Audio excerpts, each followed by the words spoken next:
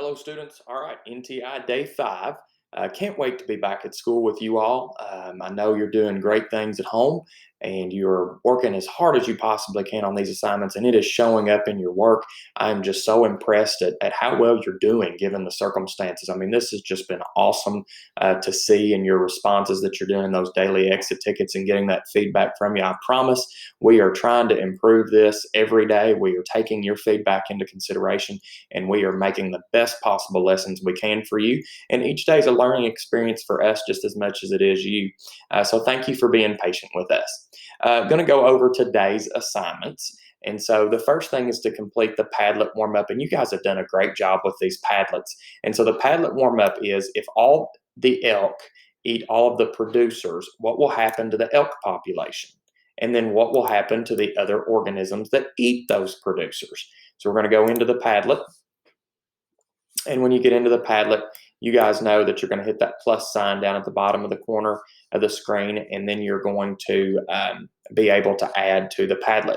And I did open commenting if you want to comment on another student's ideas and tell them maybe if you agree with them or disagree with them and why.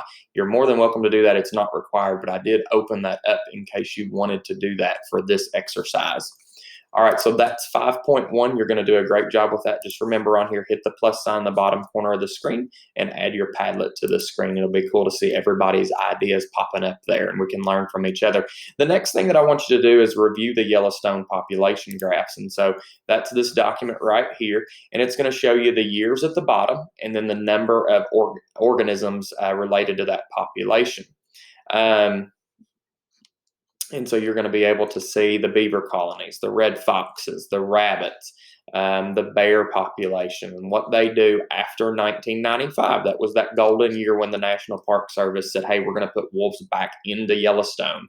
And so that golden year is 95. Watch what happens to these populations after 1995 as a result. And the next thing is you're going to go in and you're going to do the flip grid. And you guys know how to do this. You do a fantastic job with these. And you're going to make a video or an audio text just by hitting the plus button. And you're going to respond to these 3 questions, okay? And that all comes from the data you just looked at. So after looking at those populations graphs, you are well equipped to think about and answer these 3 questions as it relates to those population graphs. You're going to do a great job with that.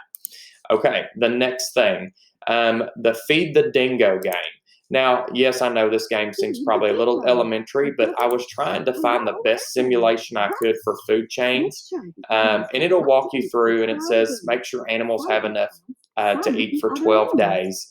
Some eat plants, others eat animals. And you can walk through the directions on your own, but just see how far you can get. I'm not expecting you to spend any more than 10 minutes on this. So if you want to, set a timer, see how well you do in 10 minutes. The goal is for you to understand how organisms depend on each other for life, whether that's organisms that depend on plants for life or organisms that depend on other animals for life. I just want you to see that relationship in this dingo ecosystem. It's very simplistic. Don't spend any more than 10 minutes doing it and kind of playing around unless you just want to work hard to beat the game.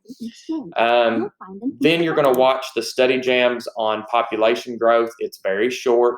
I just want you to understand what goes into population growth and why the Yellowstone ecosystem fell out of balance with the missing wolf population. And then finally, you're going to complete the exit ticket. Remember, this is how you get your grade. You're graded based on you completing this exit ticket, saying that you did all of the things you were supposed to do for the day.